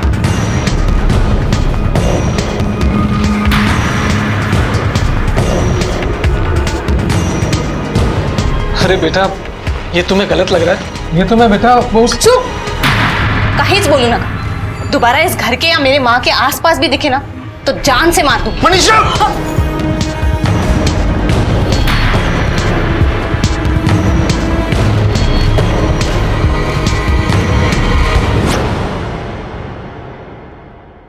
बाळा, काय झालंय तुला? आजकल गुस्से में तू किसी की नहीं सुनती। आई प्लीज, तू उनको मेरी नजरों से दूर ही रखा कर। मेरा उनसे कोई लेना देना नहीं है। उन्हें देखकर ना मुझे वो सारी बातें फिर से याद आती है। मेरी जो मर्जी होगी करूंगा, मेरे रास्ते में मत आ, ये तो पेट्रोल छिड़क के आग लगा दूंगा। आज इतने सालों बाद उनका कोई सहारा नहीं है, तो उनको फैमिली की याद आती है। आज इतने सालों हम सबसे दूर रह के उन्हें ये तो समझ में आ ही गया है कि अपने परिवार से दूर होके उन्होंने कितनी बड़ी गलती की है। उनका उस औरत से मन भर गया होगा और अय्याशी करने के लिए पैसे खत्म हो गए होंगे। अब बीमारी पकड़ेगी तो कोई तो चाहिए ना देखभाल करने के लिए। तेरी शादी हो जाएगी, तू ससुराल चली जाएगी, तब मेरी देखभाल कौन करेगा? मैं।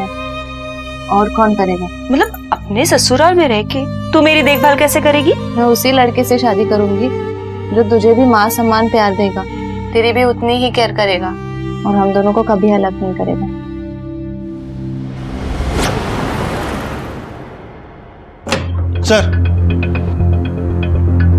सर उस मुश्ताक का फोन आया था, उसके पास नीलिमा से जुड़ी खबर है। कैसी खबर? सर उसका कहना है इन दिनों राखी नाम की एक लड़की के साथ नीलिमा को देखा गया था। ये राखी भी नीलिमा की तरह इसी धंधे में शामिल है। सर दोनों का काफी बार झगड़ा भी हुआ है। कहाँ रहती है राखी? 3 डोंगरी चौक। इस राखी से चल के पूछताछ करते हैं, शायद कुछ पता चले।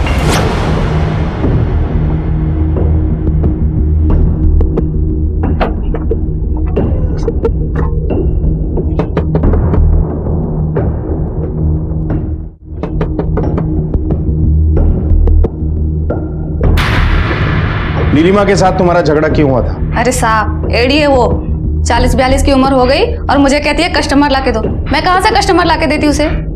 मैंने पूछा कि तुम्हारा उसके साथ झगड़ा क्यों हुआ? साहब मैंने उसे देखा था अपने कस्टमर से बात करते हुए। मैंने उसे बहुत बार मना किया। मैंने कहा ना कि मेरे कस्टमर से दूर रहना। उम्र ढल गई तेरी, चल निकल यहाँ से। चुप कर, तेरा ही कस्टमर ना मेरे पास आया था। मेरा कस्टमर है, चल निकल यहाँ से। इसके बाद भी नीलिमा नहीं मानी, उसने तेरे 2-4 कस्टमर तोड़ ही लिए, तो बहुत गुस्सा आया होगा ना तुझे? कहाँ है नीलिमा? किसके साथ मिलके गायब किया उसे? मैंने नहीं मारा उसे, मेरे धंधे की कसम साहब, मुझे नहीं पता वो कहाँ है। आई शपथ। अभी हम जा रहे हैं, लेकिन तू शहर छोड़ के मत जाना। साहब मेरे कानों को एक खबर लगी, अगर आपको है तो बताऊं? कैसी खबर? मैंने सुना है कि नीलिमा को पैसे की जरूरत है, इसलिए आजकल वो एक लड़की की डील कर रही है। ठीक। नीलिमा जिन जिन लड़कियों के साथ कांटेक्ट में थी, मुझे उन सबके नंबर चाहिए फौरन। Okay sir.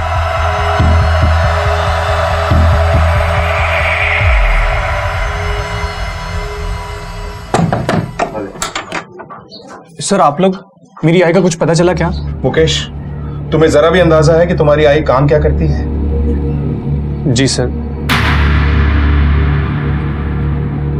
सर वो पैसों के लिए दूसरे मर्दों के साथ।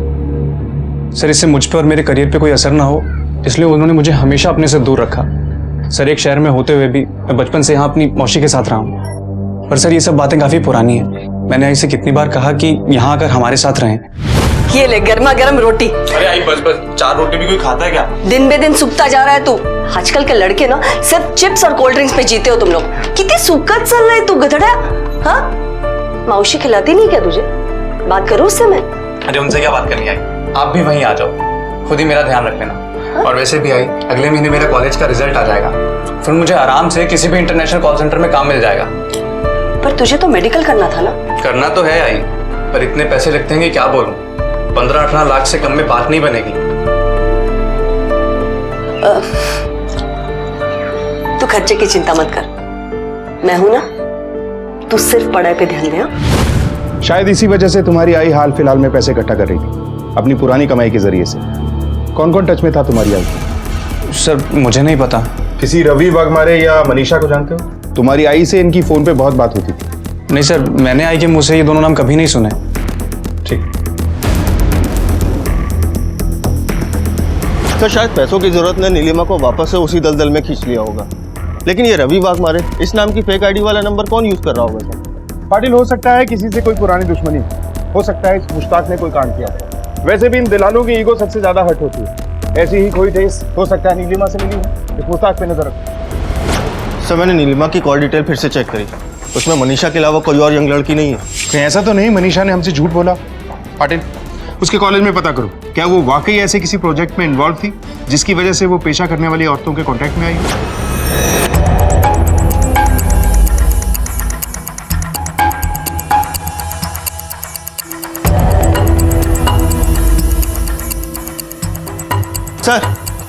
सर मैंने कॉलेज अथॉरिटी से बात की थी। सर वहाँ के टीचर्स और स्टूडेंट का कहना है कि मनीषा ऐसे किसी भी प्रोजेक्ट में इन्वॉल्व नहीं थी जिसमें उसको देह व्यापार से जुड़ी औरतों से मिलना पड़े। सर इनफैक्ट वो तो रेगुलर कॉलेज भी नहीं जाती थी, कॉरेस्पॉन्डेंस के थ्रू अपनी पढ़ाई पूरी कर रही थी। पाटिल, यकीनन मनीषा ही वो लड़की थी जिसका सौदा होने वाला था, और रवि वाघमारे की फेक आईडी पे जो नंबर लिया गया उसे वो तीसरा आदमी इस्तेमाल कर रहा होगा जिसकी दिलचस्पी थी मनीषा को खरीदने में। चलो मनीषा के घर चलो। सर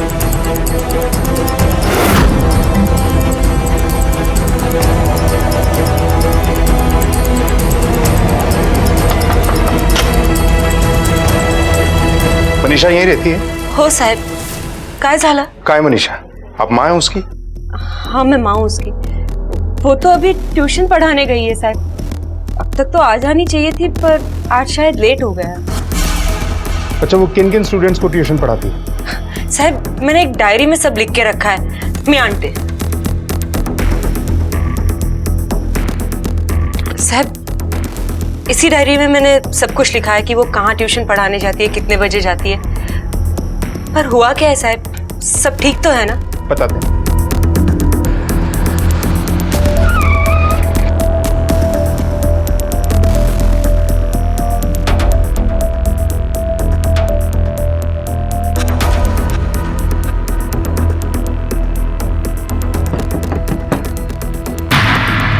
जी, हमें मनीषा के बारे में जानकारी चाहिए। क्या मनीषा आज आपके बेटे को ट्यूशन पढ़ाने आई थी? नहीं सर, वो तो 2-3 दिन से नहीं आई। जब मैंने उसको फोन किया था तो वो बोल रही थी कि वो बीमार है। अच्छा, आखिरी बार कब बात हुई थी आपकी उससे? कल ही बात हुई थी उससे सर मेरी। सर, मनीषा जिन जिन जगह ट्यूशन पढ़ाने जाती थी वहाँ उसने झूठ कह रखा था कि वो बीमार है, लेकिन उसकी माँ को यही लगता था कि वो ट्यूशन पढ़ाने जाती है। वहीं दूसरी ओर जब वो हमें मिली तब भी उसने झूठ कहा कि वो नीलिमा से किसी प्रोजेक्ट के सिलसिले में मिली थी। अब सर, इन सारे झूठों के बाद तो एक ही बात साफ होती है कि दाल में काला नहीं बल्कि पूरी दाल ही काली है। पाटिल, मनीषा का कॉल डिटेल और लोकेशन चेक करो। आसपास के हर पुलिस स्टेशन में इसका फोटो सर्कुलेट करो। मुझे लगता है लोकेशन की डिटेल से हमारी आधी पिक्चर तो क्लियर हो ही जाएगी। जरूर नीलिमा की लास्ट लोकेशन पे इस मनीषा का फोन भी एक्टिव मिलेगा। जहां नीलिमा का सच पुलिस के लिए शॉकिंग था, वहीं उसकी गुमशुदगी कई सवाल लिए खड़ी थी। अपने बेटे को आगे पढ़ाने की चाह में और एक नई जिंदगी जीने की उम्मीद में वो अचानक कहां गायब हो गई थी। दूसरी तरफ मनीषा की कोई खबर नहीं थी। मनीषा को अपना पिता सुनील फूटी आंख नहीं सुहाता था। आखिर क्या कनेक्शन था मनीषा और नीलिमा के बीच? ये दोनों एक दूसरे के कांटेक्ट में कब, कैसे और क्यों आई थी? कहीं मनीषा की गुमशुदगी के पीछे उसके रिश्तों की कड़वाहट तो नहीं थी? पुलिस मनीषा और नीलिमा दोनों की खोज में लगी थी। सर, आपका शक सही निकला। सर, 16 अक्टूबर को मनीषा का फोन की लोकेशन ठीक उसी खाड़ी के पास थी जहाँ पे नीलिमा के फोन की लास्ट लोकेशन थी। बट एक बात तो क्लियर है, ये नीलिमा और मनीषा के तार जुड़े हुए हैं। सर, हो सकता है पहले नीलिमा ने अपने आप को अंडरग्राउंड किया हो और उसके बाद मनीषा को किसी के हाथों बेच दिया हो। पाटिल, फौरन इस नीलिमा के नाम का रेड अलर्ट जारी करो और इसका बेटा मुकेश, उसका फोन टैप करो और अपना एक कांस्टेबल उसके पीछे लगा दो। उसके पल पल की मूवमेंट पे नजर रखो। Okay sir. हेलो, हाँ बोला। क्या? सर, पेट्रोलिंग टीम को एलटी रोड नाले के पास एक लाश मिली है।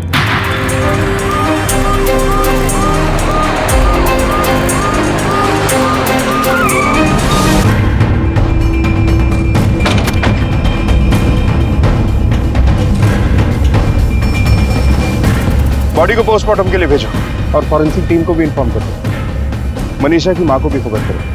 सर, मनीषा, मनीषा, मनीषा, अरे मनीषा।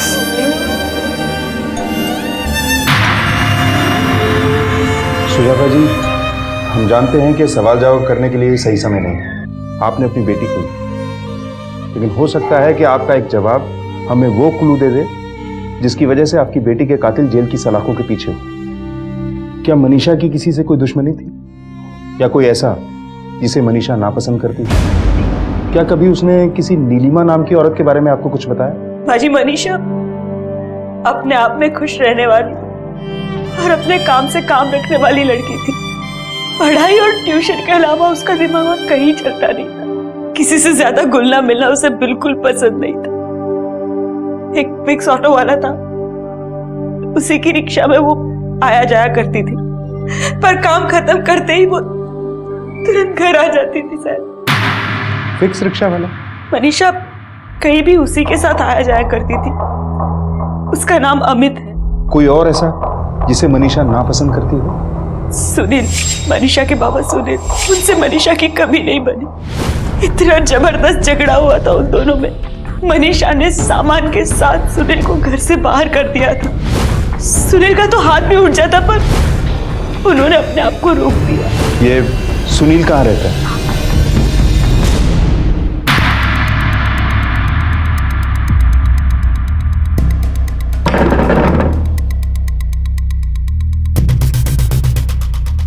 अंधा हो गया था सर।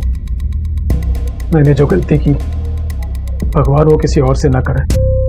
उस औरत के लिए मैंने अपनी बीवी को छोड़ दिया, अपनी बेटी को छोड़ दिया, और सर उसी औरत ने मुझे धोखा दिया। उसके बाद ही मुझे समझ आया। लेकिन सर मनीषा नहीं चाहती कि मैं उनकी जिंदगी में वापस आऊं। उसने मुझे घर से धक्के देके निकाल दिया। सोचा था सर इतने सालों की नफरत है कम हो जाएगी, लेकिन हुई नहीं और उसने मुझ पे हमला करवा दिया।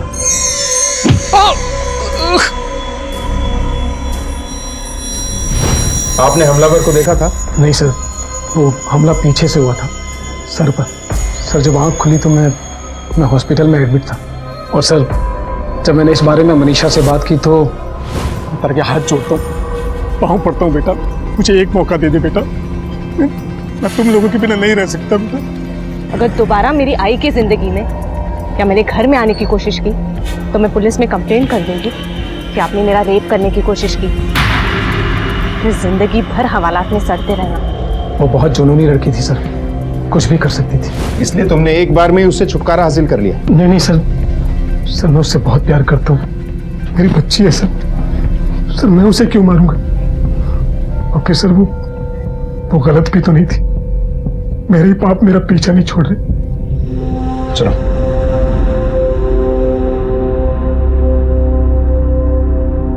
नीलिमा की गुमशुदगी अब भी एक पहेली बनी हुई थी, उसका अब तक कुछ पता नहीं चला था। कहते हैं इंसान जो बोता है वही काटता है।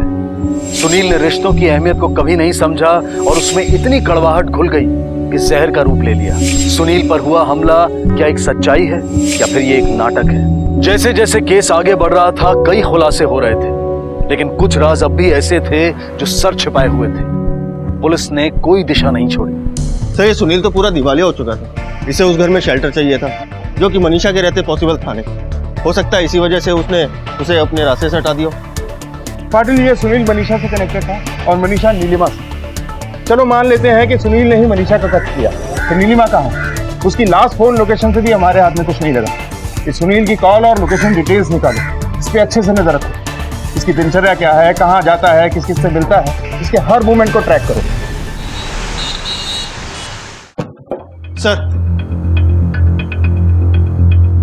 सर ये रहे मनीषा के पोस्टमार्टम और फॉरेंसिक रिपोर्ट। शायद मनीषा ने मरने से पहले अच्छा स्ट्रगल किया होगा और उसके नाखूनों में मिलने वाला मेकअप बेस उस अटैकर का ही है। पाटिल मैं 99% श्योर हूं कि मनीषा पर अटैक करने वाली कोई लड़की ही थी। नीलिमा के घर से उसके कॉस्मेटिक सैंपल इकट्ठा करो और मनीषा के नाखून में मिलने वाले मेकअप बेस से मैच करो, क्योंकि नीलिमा और मनीषा दोनों कॉन्टैक्ट में थे। और उस रवि वाघमारे की कुछ लीड?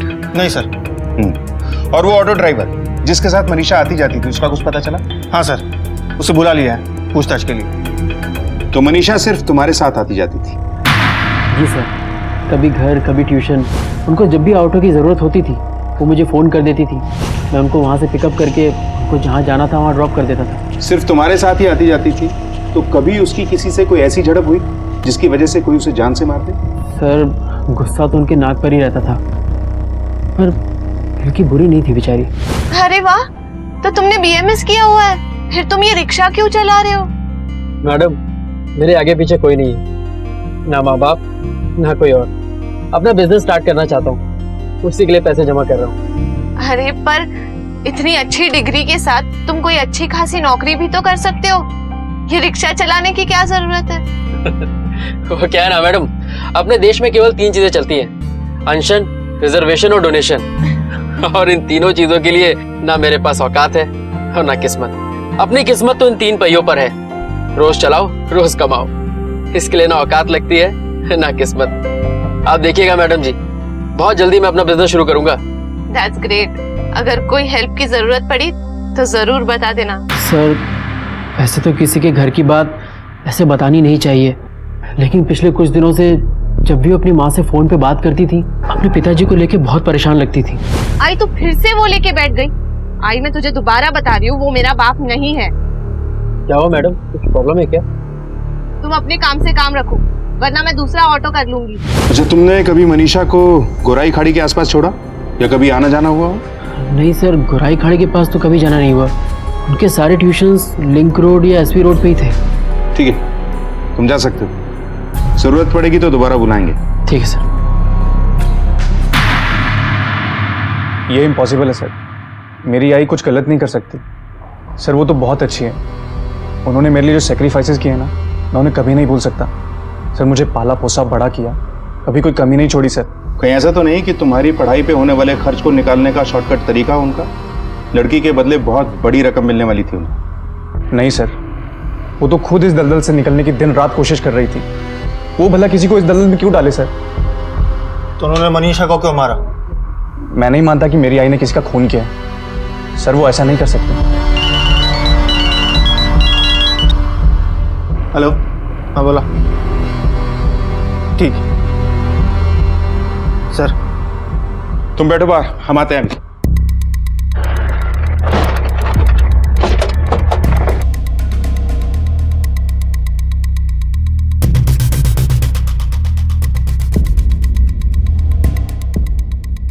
विक्टिम की बॉडी देखकर लगता है कि ये भी नीलिमा की उम्र की ही होगी। बॉडी को पोस्टमार्टम के लिए भेजो और नीलिमा के बेटे मुकेश को आइडेंटिफिकेशन के लिए बुलाओ।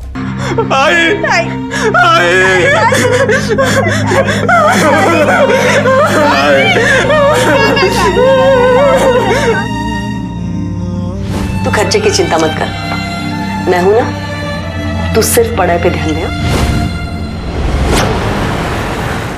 सर नीलिमा की पोस्टमार्टम रिपोर्ट। सर इस पोस्टमार्टम रिपोर्ट के हिसाब से मौत 10 से 12 दिन पहले हुई थी, यानी कि जिस दिन वो गायब हुई थी उस दिन से। सर मौत सिर पे पत्थर मारने की वजह से हुई थी और विक्टिम के हाथों में कुछ बाल मिले हैं सर, जो कि किसी औरत के हैं। नीलिमा की मौत मनीषा की मौत से पहले हुई थी। पाटिल, इन बालों का डीएनए मनीषा के डीएनए से मैच करो। पुलिस को अब तक यही लग रहा था कि मनीषा की मौत के पीछे नीलिमा का ही हाथ है और हत्या करके वो कहीं फरार हो गई है। ये दोनों अलग अलग रहने वालों के बीच ऐसा क्या कनेक्शन था कि दोनों को ही मौत के घाट उतार दिया गया?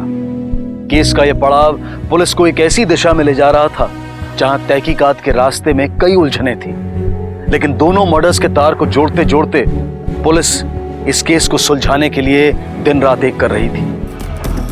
सर ये रही डीएनए रिपोर्ट। इसका मतलब है कि मनीषा ने ही नीलिमा को मारा है। तो फिर मनीषा को किसने मार डाला? और मनीषा के नाखून में मिले क्रीम के सैंपल्स नीलिमा के घर में मिले मेकअप के सामान से मैच कैसे हुए? सर हमें ना तो मर्डर वेपन मिला है, ना कोई ऐसा शख्स जो इन दोनों में कॉमन हो। पाटिल, इस केस की कोई एक कड़ी है जो हमसे छूट रही, और जब तक ये कड़ी हमारे हाथ नहीं लगती मुजरिम के हाथ में हथकड़ी नहीं लग पाई। मुझे लगता है हमें एक बार फिर से इस केस को रिविजिट करना चाहिए। नीलिमा गायब हुई थी 16 अक्टूबर को।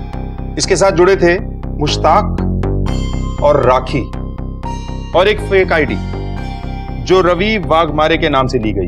मनीषा की लाश हमको मिलती है 31 अक्टूबर को। मनीषा का खून किसने किया यह अभी तक एक सवाल है। और मनीषा की जिंदगी में कौन था? मनीषा को नफरत थी अपने पापा सुनील से, और सुनील का नीलिमा से कोई रिलेशन नहीं। पॉसिबल है सर। ये तो क्लियर है कि मनीषा ने ही नीलिमा को मारा और नीलिमा के हाथ में मनीषा के बाल इन दोनों के बीच हुई झड़प के दौरान आए हों और मनीषा ने खुद को बचाने के लिए नीलिमा को मारा होगा। पॉसिबल है सर। फिर कुछ दिनों बाद किसी ने मनीषा को मार डाला और मनीषा के नाखूनों में जो मेकअप क्रीम मिली वो नीलिमा की मेकअप क्रीम से मैच करती थी। अब नीलिमा मनीषा को नहीं मार सकती क्योंकि नीलिमा खुद कुछ दिन पहले मर चुकी है। एक बात तो कंफर्म है सर, कातिल कोई भी है वो औरत है, क्योंकि हमें मनीषा के नाखून से क्रीम मिली। 2 फीमेल विक्टिम्स हैं और 2 फीमेल किलर्स। पाटिल, रवि वाघमारी की फेक आईडी से लिया गया वो नंबर जिससे नीलिमा की अक्सर बात हुआ करती थी, वो जिस सेल फोन से यूज होता था उसमें कोई नया नंबर एक्टिव हुआ? नहीं सर। पाटिल, उस नंबर की डिटेल्स एक बार फिर से चेक करो। उस नंबर से किन किन लोगों से बात हुई, किस किस लोकेशन पे वो एक्टिव था, सब चेक करो।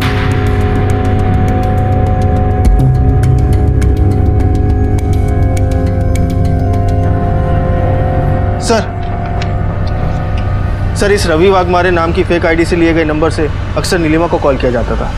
सर एक और नंबर है जो किसी और का, जिसके नाम पर भी ये नंबर है उसकी कुंडली निकालो। Okay sir.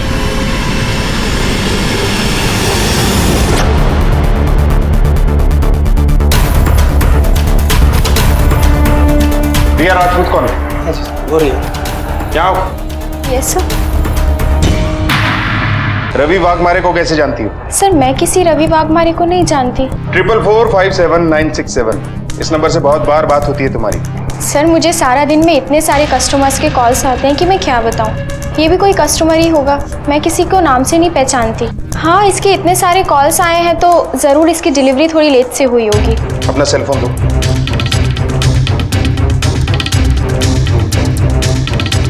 Sir number save नहीं। ठीक है सर, अगर कोई और केस होता तो मैं इस बात पे गौर नहीं करता। हालांकि मनीषा के कातिल का क्लू भी हमें मनीषा के नाखून में मिले मेकअप क्रीम से मिला है। सर इस रिया ने भी काफी मेकअप किया हुआ है। सर हो ना हो इस रिया का कुछ तो लेना देना है इस केस से। मुझे इस रिया के पिछले 3 महीने के कॉल रिकॉर्ड्स और लोकेशन डिटेल्स चाहिए। देखते हैं कि 31 अक्टूबर के दिन, जिस दिन हमें मनीषा की लाश मिली, इस रिया के सेल की लोकेशन क्या थी। Okay sir. हेलो, सुनो, तुम मुझे आधे घंटे में आके मिलो। नहीं, मुझे कुछ अर्जेंट बात करनी है। हाँ, जल्दी आओ। सर रिया की डिटेल मिलने के बाद केस आईने की तरह साफ हो चुका है। 31 अक्टूबर को मनीषा का फोन जिस लोकेशन पर एक्टिव था और उसका मर्डर हुआ था, ठीक उसी जगह उसी वक्त रिया का फोन भी एक्टिव था। फौरन इस रिया को अरेस्ट करते हैं।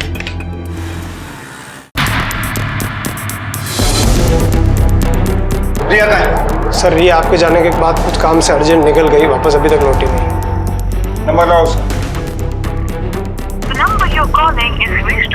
सर नंबर स्विच ऑफ जा रहा है। हमें रिया का एड्रेस दीजिए फौरन। जी सर।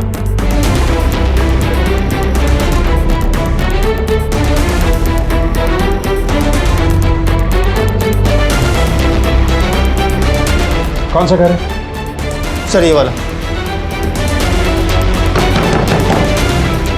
सर रिया तो थोड़ी देर पहले ही घर से निकली है। अरे तू कहाँ जा रही है? मौसी की, उनकी तबीयत ठीक नहीं है।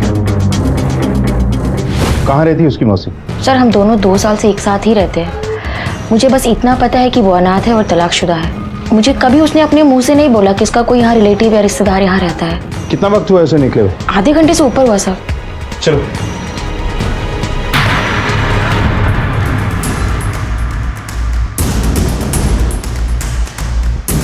फौरन रिया के अपडेटेड कॉल रिकॉर्ड्स मंगाओ। अगर वो फरार है तो हमसे घबराकर उसने किसी को कॉल जरूर किया होगा। उसने जिसे भी कॉल किया है उसे ट्रैक करो। We have to catch her. Hello Tambe, एक नंबर नोट करो।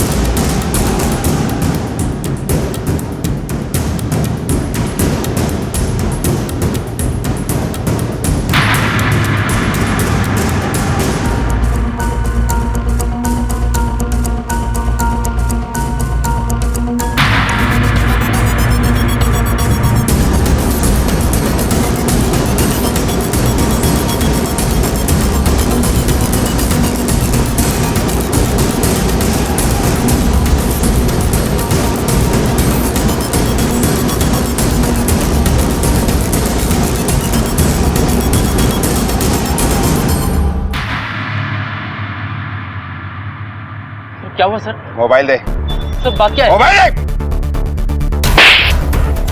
सर, क्या हुआ? अरे भाई क्या हुआ, क्या बताइए तो।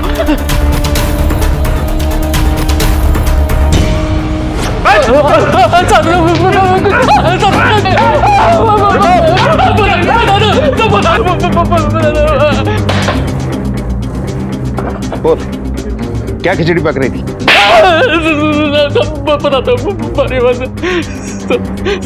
मनीषा मेरी गर्लफ्रेंड थी। तो इस तरह फायदा उठा रहा था खुद के पढ़े लिखे होने का? सर बात अफेयर तक तो ठीक थी, पर पिछले कुछ दिनों से वो मेरे पीछे पड़ी हुई थी कि मैं उसके बाप को मार दूं। उसके कहने पे ना मैंने उसके बाप पे एक छोटा सा हमला भी किया था।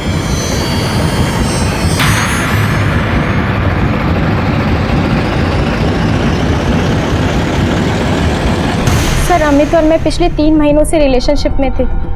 हम दोनों ने तय किया था कि हम शादी करेंगे, लेकिन वो मनीषा अमित को बहुत परेशान कर रही थी। उसके पीछे हाथ धोकर पड़ी थी, उसे पाना चाहती थी। इनफैक्ट मैंने मनीषा को समझाया भी, लेकिन वो समझी ही नहीं।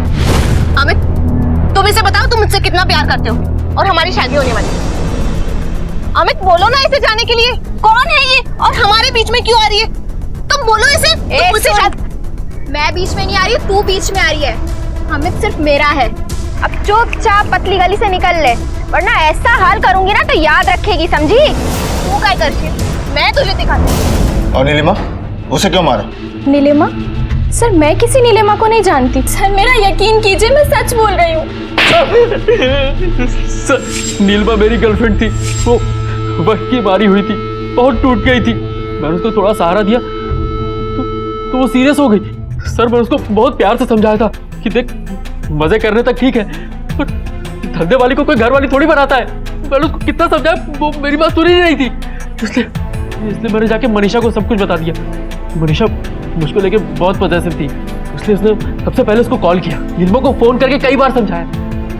फिर मैंने नीलिमा को फोन करके कुराई की खाड़ी के पास बुलाया, ये कह के कि मैं अपने सारे जमा किए हुए पैसे उसको दे दूंगा, मगर बदले में उसे मुझे छोड़ना होगा हमेशा के लिए। सर मैं जानता था उसको पैसे की जरूरत थी। सुन, तू मेरे अमित की जिंदगी से निकल जाओ। अमित सिर्फ मेरा है और मैं बहुत जल्द इससे शादी करने वाली हूँ। सर मनीषा ने मेरा जीना हराम कर दिया था। दिन भर एक ही बात टेप की तरह रटती रहती थी कि मैंने तुम्हारा नीलिमा से पीछा छुड़ाया, अब तुम्हें मेरा काम करना होगा, मेरे बाप को मारना होगा। सर उसने मुझे धमकी देना शुरू कर दिया था कि अगर मैंने उसका काम नहीं किया तो मुझे नीलिमा के मर्डर में फंसा देगी। उसी दिन मैंने सोच लिया कि मैं इसका भी काम तमाम कर दूंगा। पढ़े लिखे थे, अच्छा करियर बना सकते थे, क्या मिला ये सब करके? तूने दो इंसानों की जान ली, और वो भी वो इंसान जो तुझसे प्यार करते थे।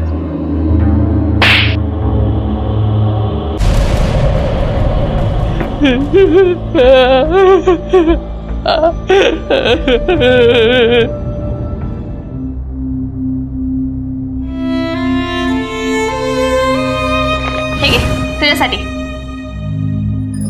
कितनी सुंदर साड़ी है, बहुत महंगी होगी ना? इतना पैसा क्यों खर्च किया? तूने जिंदगी में बहुत कुछ देखा और सहा है, तब तो मैं कुछ कर नहीं पाई, लेकिन अब मैं तुझे वो सारी खुशियां देना चाहती हूँ जो तू डिजर्व करती है। जिंदगी की पहेली को सुलझाने में जिंदगी ही बर्बाद कर ली। दुनिया की सबसे जटिल और रहस्यमय रचना है इंसानी दिमाग। इसकी असीम क्षमता और ताकत इसे अनोखा तो बनाती है, लेकिन कभी कभी ये दिमाग दहशत का कारण भी बनता है। हम क्या चाहते हैं, क्या सोचते हैं, क्या करने वाले हैं, ये सब हमारे काबू में है। इसकी चाबी हमारे शरीर के उसी हिस्से में होती है जिसका नियंत्रण अगर हमारे हाथ में ठीक से हो तो ही ये फैसले सही तरीके से लिए जा सकते हैं। और अगर हम इस पर काबू ना रख पाए तो तकलीफ सिर्फ हमें नहीं, हमारे परिवार वालों, हमारे आसपास के लोगों और हमारे चाहने वालों को भी होती है। ऑटो चालक अमित कदम एक ऐसी मनोवृत्ति का शिकार था जहां उसे अपनी अहमियत के आगे इंसानी मूल्य भी छोटे लगने लगे थे।